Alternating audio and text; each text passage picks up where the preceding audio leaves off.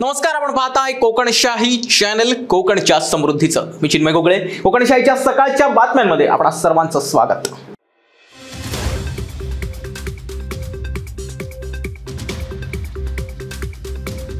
कणकवली तालुक्यातील कलमट बिडियवाडी येथे उत्तर प्रदेशातील तरुणानं आत्महत्या केली आहे. संजय उपाध्याय असं त्याचं नाव आहे. काल दुपारी 1:30 वाजण्याच्या सुमारास ही घटना उघडकीस आली.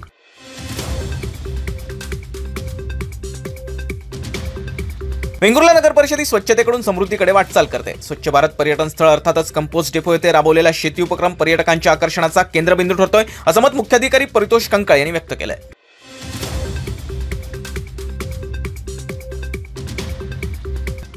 अखेरी गावात चक्क विहिरीत मगर आढळून आली आहे. बरवस्तीत मगर आढळल्यानं सर्वत्र खळबळ उडाली आहे. विहिरीत मगर आढळण्याची पहिलीच घटना आहे.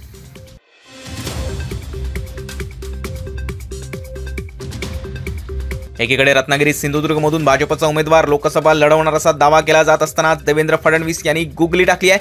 या मतदारसंघातून महायुतीचाच उमेदवार लढणार असं त्यांनी म्हटलंय. त्यामुळे या जागेबद्दलचा सस्पेन्स अजूनच वाढलाय.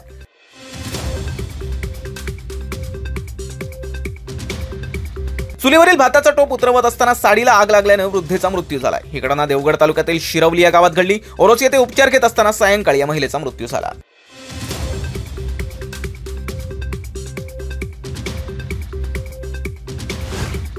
आणि याबरोबरच कोकणशाहीच्या सकाळच्या बातम्यांमध्ये इथेच थांबतोय. पण तुम्ही मात्र ताज्या अपडेट्स जाणून घेण्यासाठी कोकणशाहीचं YouTube चॅनल आता सबस्क्राईब करा, फेसबुक पेज लाईक करा आणि Instagram पेजला फॉलो करायला विसरू नका.